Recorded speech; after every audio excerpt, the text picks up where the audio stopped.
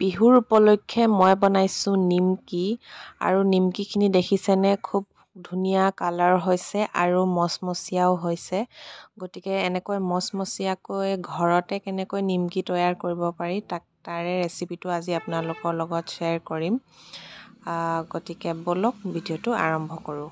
প্ৰথমতে লৈছোঁ আধা কেজি ময়দা, তাতে 1 চামুচ ফুলকৈ দিছোঁ নিমখ, আধা চামুচ দিছোঁ কালজিৰা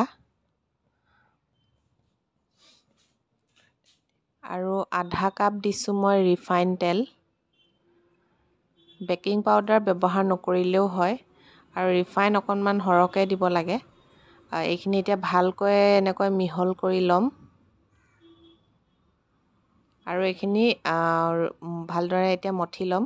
আৰু মই ব্যৱহাৰ কৰিছোঁ ঠাণ্ডা পানী।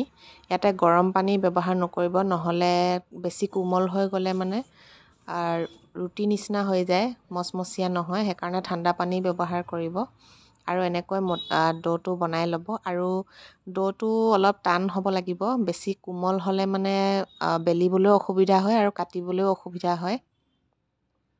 গতিকে ডোটো অকণমান এনেকৈ টান হ'লেই ভাল হয়। আৰু হাতত অলপ ৰিফাইন লৈ ডোটোত ওপৰত সানি দিছোঁ আৰু সানি এতিয়া আমি এইখিনি আধা ঘণ্টামানৰ কাৰণে এনেকৈ ঢাকি ৰাখি থৈ দিম এতিয়া। আৰু আধা ঘণ্টামান সময় ঢাকি ৰাখি থৈ দিলোঁ আৰু এতিয়া এইটো ভালদৰে বেলনাখনত আকৌ পুনৰ মঠি ল'ম 1 মিনিট 2 মিনিটমান সময়। তেতিয়া নিমকিটো খাবলৈ ভাল হয় আৰু মচমচীয়াও হয়। এতিয়া এটা এটাকৈ এনেকৈ লাডু কৰি লৈছোঁ।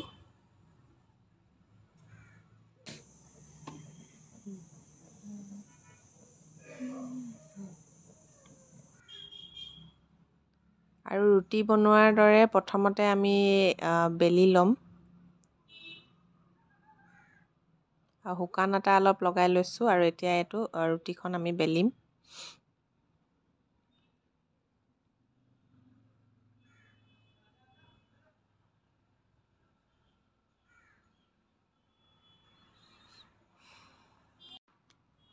আৰু একদম পাতলকৈ আমি এখন বেলিব লাগিব।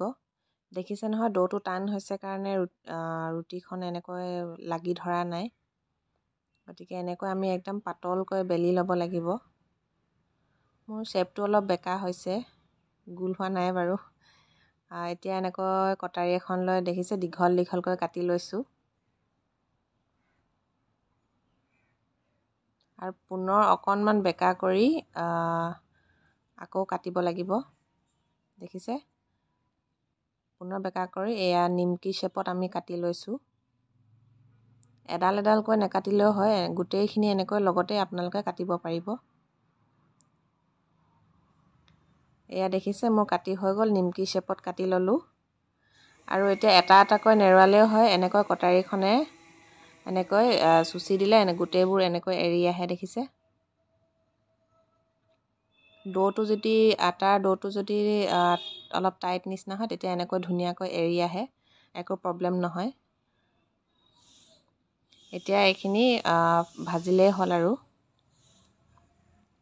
এতিয়া কেৰাহী এখনত মই লৈছোঁ ৰিফাইন তেল। তেলখিনি গৰম হোৱাৰ পাছত এইখিনি কাটি থোৱা নিমকিখিনি দি দিম।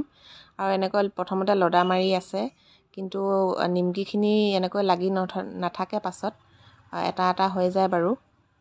এতিয়া গৰম তেলত যেতিয়া নিমকিখিনি দি দিলোঁ, এনেকৈ অলপ সময় লৰাই থাকিলে নিমকিখিনি এটা এটা হৈ যায়।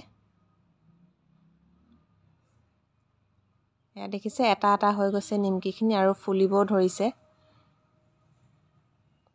আৰু এনেকৈ আমি অলপ সময় ভাজি থাকিব লাগিব। জুইৰ ফ্লেমটো ল' টু মিডিয়াম ৰাখিব। বেছি ডাঙৰ জুই হ'লে নিমকিখিনি জ্বলি বেছি ৰঙা হৈ যাব আৰু খাবলৈও তিতা তিতা লাগিব। আৰু এয়া কালাৰ চেঞ্জ হৈ গ'ল মোৰ, আৰু নিমকিখিনিও হ'লগৈ আৰু। এতিয়া আমি উলিয়াই লৈছোঁ।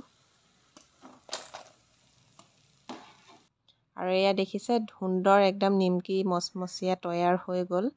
গতিকে আপোনালোকে যদি বনাম বুলি ভাবিছে, তেনেহ'লে এবাৰ এনেকৈ ট্ৰাই কৰি চাব পাৰে। আৰু মোৰ ভিডিঅ'টো চাই যদি ভাল পালে, তেনেহ'লে মোৰ চেনেলটো ছাবস্ক্ৰাইব কৰিবলৈ নাপাহৰিব। বাই।